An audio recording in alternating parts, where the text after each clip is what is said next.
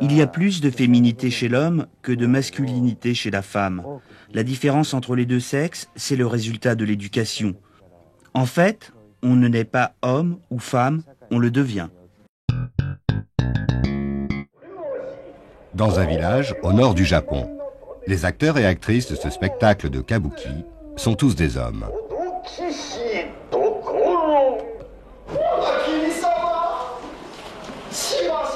Elle,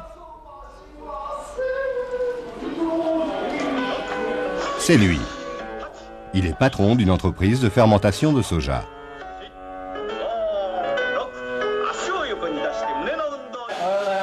Bonjour à tous. Quand je commence à me maquiller, je suis moi, je me sens homme. Et au fur et à mesure que mon visage se transforme, je me sens également devenir femme à l'intérieur de moi-même. Ça me gêne beaucoup de voir mon mari comme ça. Au début, j'avais vraiment honte. J'allais voir le spectacle, mais j'évitais de le regarder. Je détournais mon regard. Petit à petit, je me suis un peu habituée, mais ça continue à me mettre mal à l'aise. Pourquoi vous sentez-vous gêné? C'est le fait de le voir maquillé et habillé en kimono de femme. Ce n'est pas naturel du tout. Ça fait drôle de voir son mari comme ça. Ce qui me gêne le plus, c'est qu'il fait des gestes de femme, il fait des petites manières. Le plus troublant, c'est quand je le regarde marcher à petits pas. Je crois que je n'arriverai jamais à m'y faire.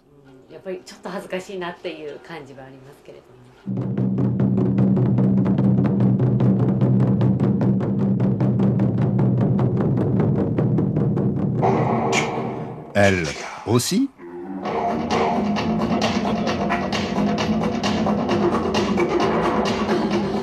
Elle toujours? C'est lui. Il s'appelle Peter.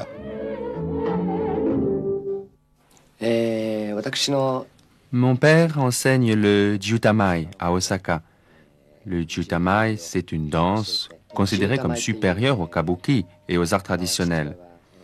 Jadis, elle était strictement réservée à la cour impériale.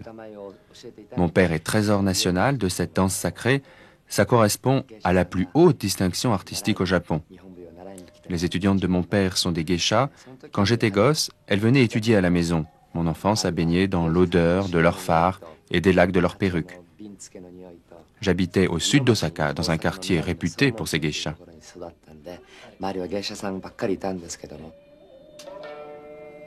Peter, le voici de nouveau, en kimono traditionnel pour la danse Gyutamai.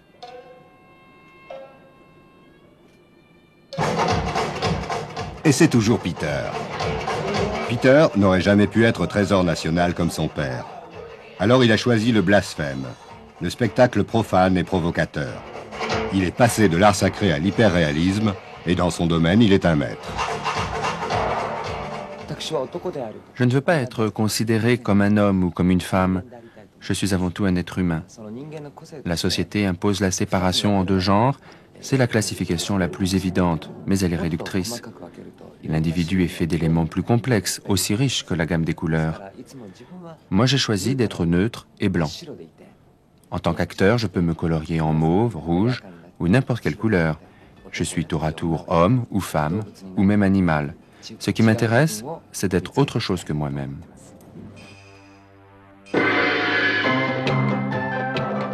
Peter, toujours lui. En garçon sage aux côtés de sa mère, Peter a 3 talents. Danseuse, danseur, chanteur, chanteuse, actrice et acteur.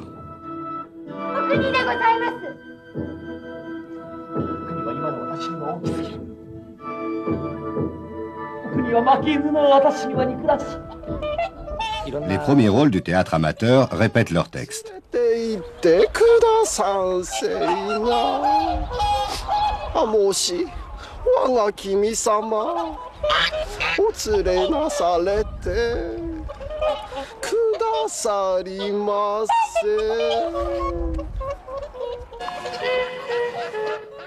Le marchand de fromage de soja, M. Sato, répète la réplique qu'il doit donner à M. Tokashi, le directeur de la société de fermentation de soja, qui sera sa princesse d'un jour.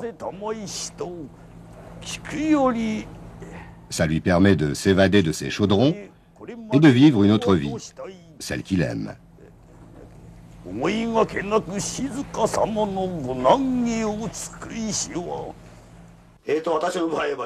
Je suis débutant dans les rôles féminins.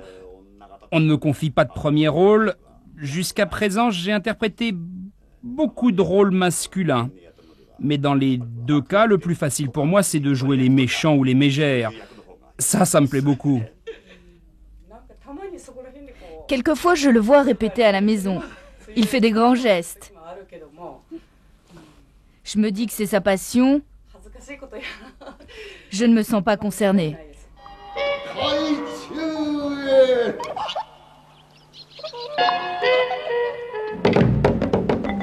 Cet homme est un des écrivains les plus en vogue au Japon.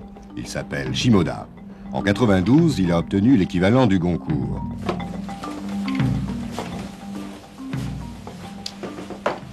Comme chaque matin, son épouse lui sert le thé. Les Shimoda se définissent comme un couple traditionnel, et pourtant. Bon, je vais me raser. Je vais te préparer la salle de bain.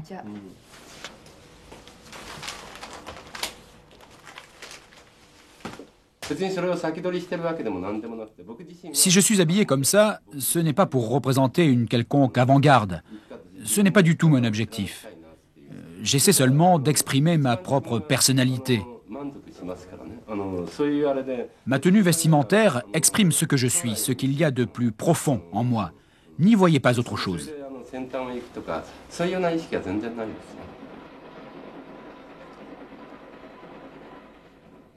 L'être humain est composé des deux genres. Il n'est pas masculin ou féminin, il est les deux à la fois.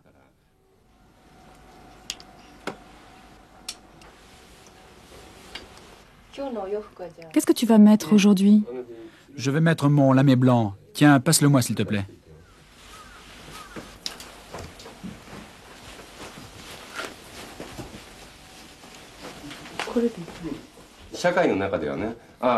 La distinction homme-femme est faite par la société. Dans la vie quotidienne, on sépare les êtres en deux catégories. Celui-ci va du côté homme, celle-ci du côté femme. À mon sens, cette distinction simpliste freine l'épanouissement de la personnalité.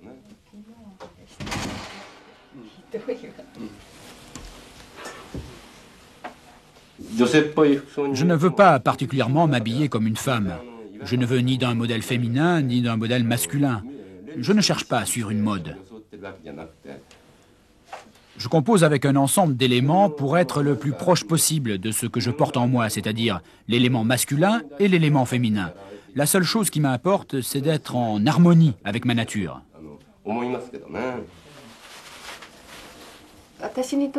Ce que j'aime en lui, c'est son côté viril. Je suis une épouse assez classique. Je suis naturellement attirée par ce qu'il y a de masculin en lui. Je l'aime parce qu'au fond de lui, c'est un homme, un vrai. Nous avons deux vies très différentes. Il suit son chemin. Le mien, c'est de le soutenir. L'ombre et la lumière se conjuguent naturellement. Il est la lumière, je suis une partie de son ombre.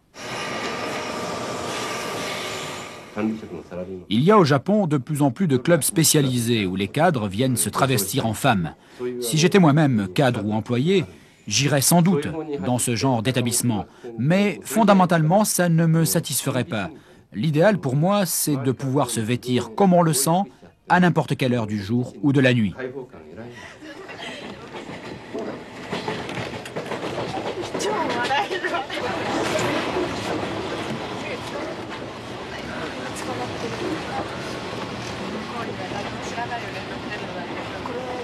C'est vous qui avez fait ces tatouages? Non, ce sont des décalcomanies. Ah, des décalcomanies. Oui, ce ne sont pas de vrais tatouages.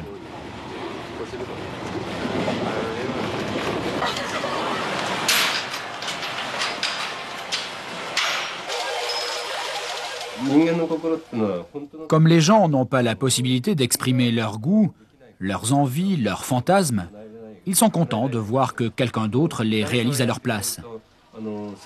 C'est comme ça qu'ils me considèrent. Je dois dire que ça m'encourage.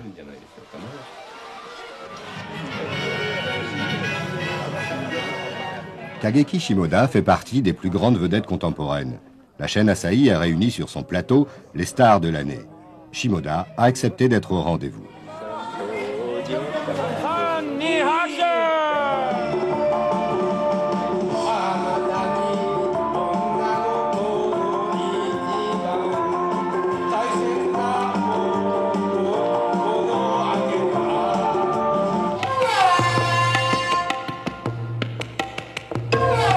Adachi, dessinateur de mode, affiche les mêmes fantasmes que notre écrivain célèbre, mais pas pour les mêmes raisons. Je porte en moi l'homme et la femme. Mon dieu favori, c'est Kanno. Il n'est ni homme ni femme. C'est un dieu populaire au Japon. Je lui voue une véritable adoration.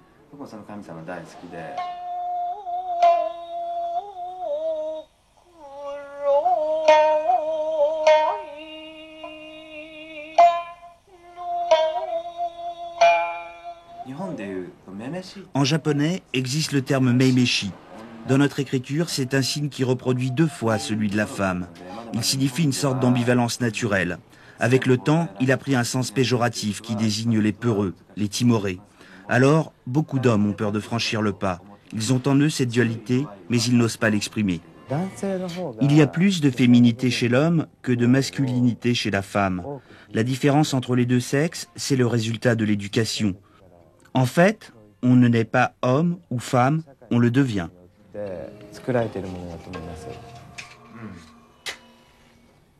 Depuis la mort de son père, sa mère a tendance à le couver, ce qui explique peut-être son ambiguïté.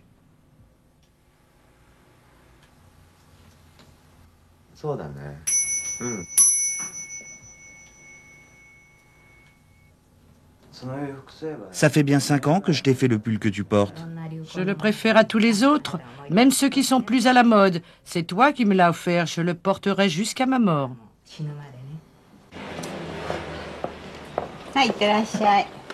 Au revoir, sois prudent.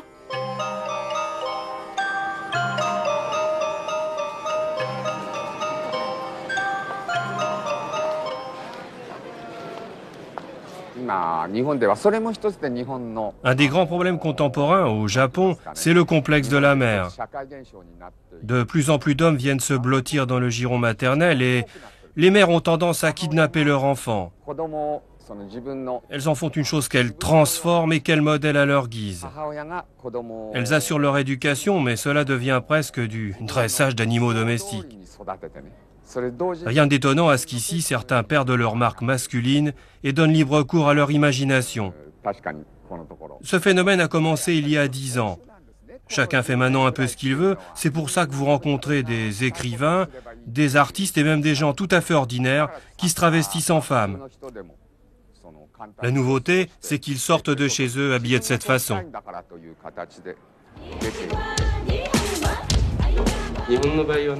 Au Japon, la différence entre les sexes a commencé sous la période Edo, au XVIIe siècle, avec l'arrivée du confucianisme. À cette époque, on a décrété que la femme serait soumise à l'homme. L'homme était devenu le supérieur de la femme. Son rôle était de la protéger et de l'entretenir. À partir de cette période, la différence entre les 2 sexes a été érigée en système. L'association des Diablesses, où se rend Shimoda, regroupe des femmes cadres qui n'ont pas froid aux yeux et qui s'avèrent de rudes interlocutrices dans les affaires qu'elles traitent avec leurs homologues masculins. L'écrivain Shimoda est le seul homme admis dans leur club. Mais il a dû accepter de porter un prénom féminin pour la circonstance.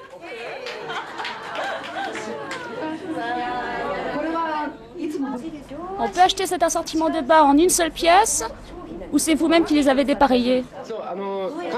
Je vais vous donner quelques explications simples. Pour la jambe gauche, j'avais filé mon collant en l'accrochant avec une bague. Alors, je l'ai coupé ici à hauteur du slip.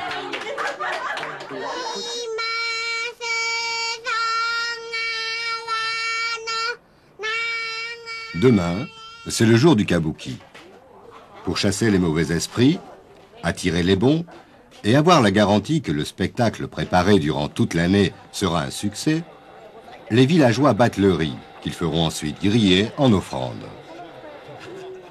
Chaque minute est désormais précieuse et les acteurs les utilisent pour peaufiner leur rôle.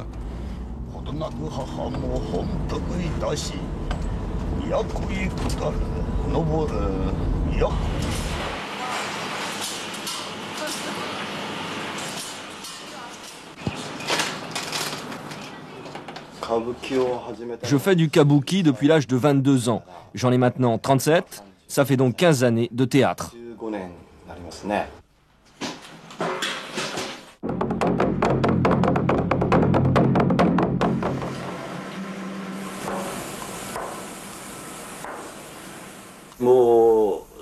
Moi, ça fait 33 ans que je joue du kabuki.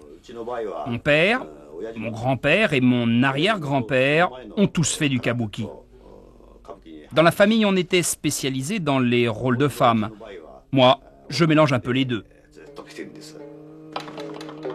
Le patron, le commerçant, le paysan vont, le temps que dure le kabuki, devenir onnagata, c'est-à-dire incarnation de la femme.